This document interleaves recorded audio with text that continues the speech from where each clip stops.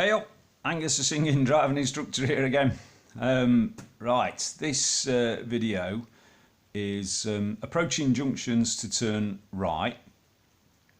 So you've presumably got this lesson coming up, maybe just had the lesson and just want to recap things.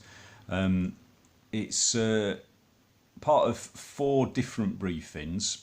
There's approaching junctions to turn left, there's approaching junctions to turn right, which is what this one is, and then there's emerging left and emerging right. Okay, what I'm going to do is brief on that procedure, approaching junctions to turn right, but applying the MSM routine. So hopefully you've watched the video on the MSM routine as well. Okay, so let's crack on. So this is a side road that we're going to turn into, so the minor road if you like, and this is the major road. Give way lines there where your hazards as you come in. Centre line becoming hazard line as you go past the junction. Okay, and we'll perhaps stick a building in there, obscuring the view for us. Maybe a parked car there, P on it, look. And let's imagine there's a car coming along here, maybe to turn right out the junction, or maybe left. Let's say he's going to turn right, shall we? Put his indicators on, look, there are indicators.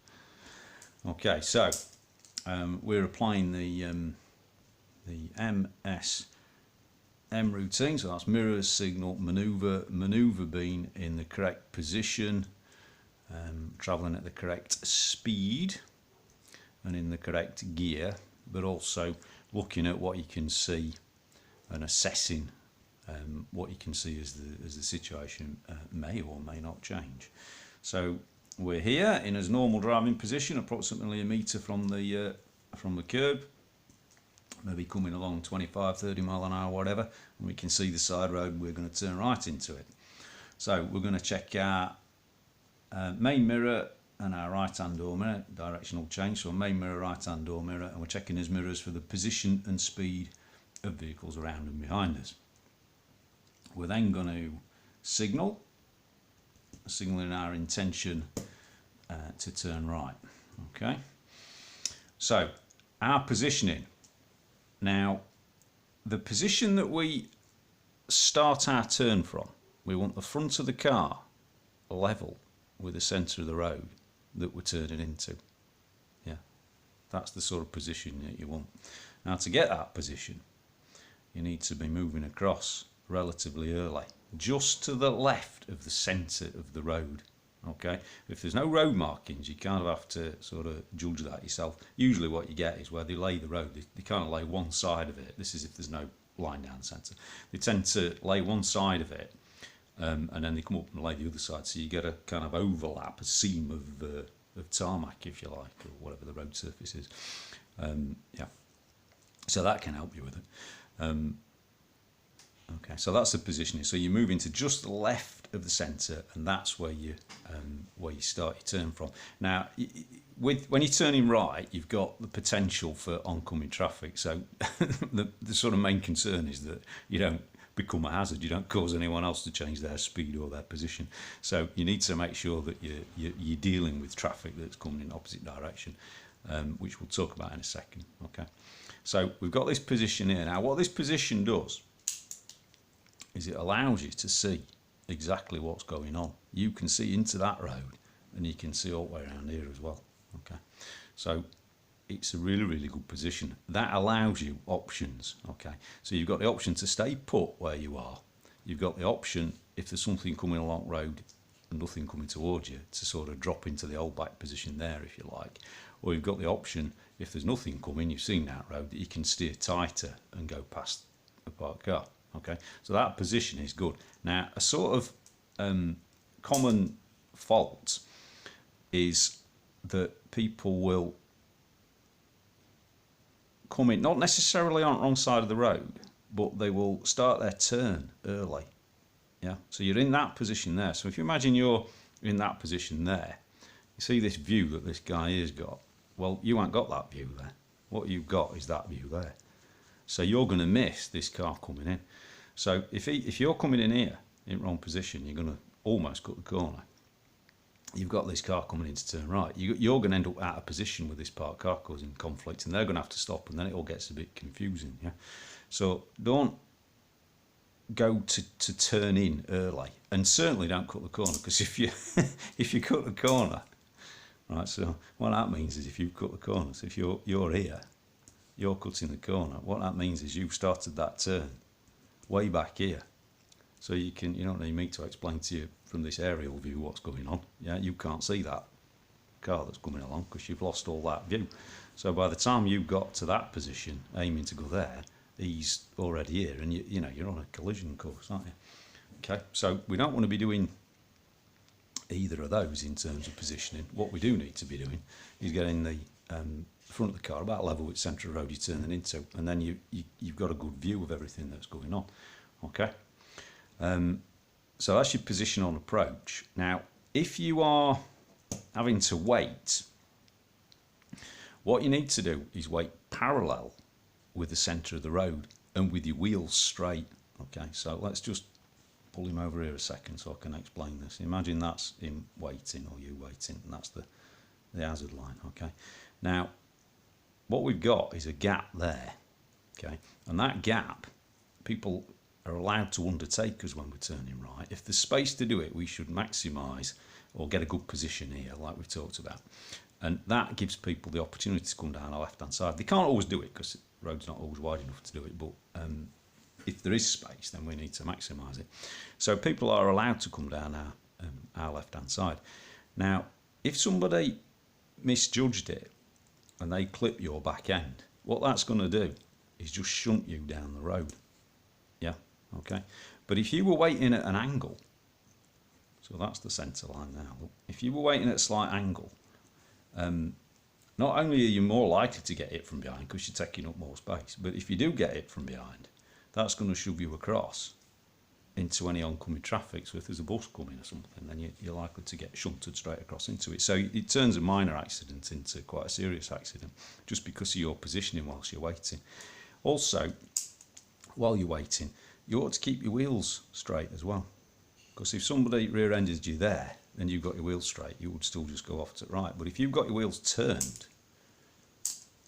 so let's imagine you've got, you might have the car straight, but if you've got the wheels turned and somebody sort of nudged your back end, again, that would shove you across in front of the big bus that's coming along.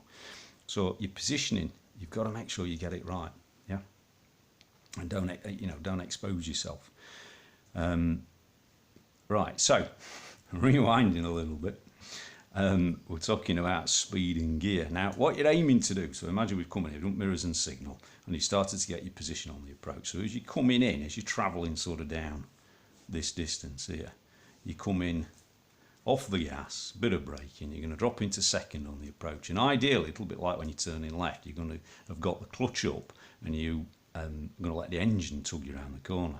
Yeah, but you've got the added problem of oncoming traffic. So ideally you're wanting to arrive there in second gear and be able to keep going. But if you've got traffic coming along, then you have to sort of deal with that. It might be that you slow down, you have to stop and pop it into first gear and you end up being stationary, or you kind of, on occasion you would sort of have a burst of speed just to get there and then brake, just to nip across something safely, so long as you don't do it by causing them to slow down. You don't want to become a hazard. But as you get more experience, you get used to judging when you can go. So it is a kind of sort of a little bit more of a dangerous element to it, which you've just got to sort of recognise and get used to doing it. But generally, you want to try to be in second gear and go around with your left foot over the clutch and your right foot over the brake, so that you can deal with things in the new road if there's a problem again. So that's your speed and your gear. You're looking and assessing all the time as you come in, as we've talked about here. You need to make sure that you're looking down the road and past any parked cars, and be ready to pause if you need to in the most sensible position. Once you're in the new road, you check your main mirror before you speed up again, and then you carry on about your business. Okay, so that is really, really scribbled. I hope you followed it, but I'm going to post a video in here now of me doing it, and hopefully I'll give you a bit of a demonstration and commentary drive on it, and hopefully there'll be a few scenarios I can sort of relate back to this. So I'll see you in a minute or two. Cheers. Next road to the right, so main mirror, right hand door mirror, signal right. So off the gas, drop into second gear, gently up with the clutch. Now there's quite a lot of traffic coming towards me at the moment, so a bit of braking. I'm going to pause in this situation, clutch all the way down. I'm anticipating this guy letting me go, but he's not going to. But you've got to be looking for it so that you're ready to react. I've glanced a couple of times on the right hand side into the road just to make sure I know what's going on, keep looking. So after this big black Audi, I'll be going. So I'm monitoring my mirrors for something overtaking me, maybe a police car coming up along behind me in that situation, and potentially overtaking me. While I was waiting to turn, I'm going to go next right. So mirror signal manoeuvre, main mirror, right door mirror, signal. So now I'm thinking about the manoeuvre, which is my positioning, so just to the left of the centre. My speed is dropping into second gear, and just a little bit of braking. There's no oncoming traffic. I have a look into the new road. Front of the car level with the centre of the road I'm turning into, and then so I'm going next right, main mirror, right door mirror. So that's mirrors and signal.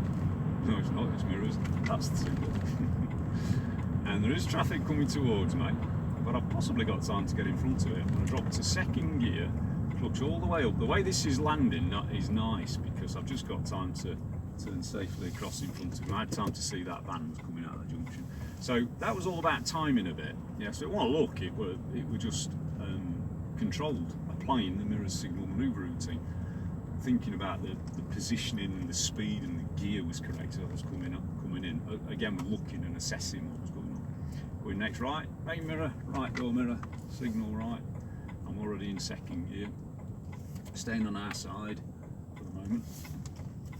So this one's not, that one hadn't got a line down the middle. So you just have to kind of sort of look at the width of the road and staying next road to the right again. So main mirror, right hand door mirror, signal right. Down into second gear, so that's my speed being managed by deceleration and engine braking, but a little bit of foot brake as well. I've got time in front of this white car, looking to the road I'm going into. I'm not cutting the corner, that's a good positioning, Angus. Main mirror, right door mirror. I'm just mindful again of traffic coming out of there because those two parked cars are pushing me towards that junction. Main mirror, left door mirror. Going next right again. Main mirror, right door mirror. I don't know if you can see, but as you come past these two parked cars, you can see across into that road, across that driveway, across that garden, that it's clear. I just need to be mindful this pedestrian isn't going to walk into the road. She has looked at me. Oh no, she's not likely to cross. Just main mirror in the new road. If that pedestrian had been crossing, then technically she's got right away because she got there before I did. Cat out left hand side here, look. Main mirror, right hand door mirror. Going right at the end of the road. There's that cat gone. So we're going to take the next road to the right. Main mirror, right hand door mirror. Signal right.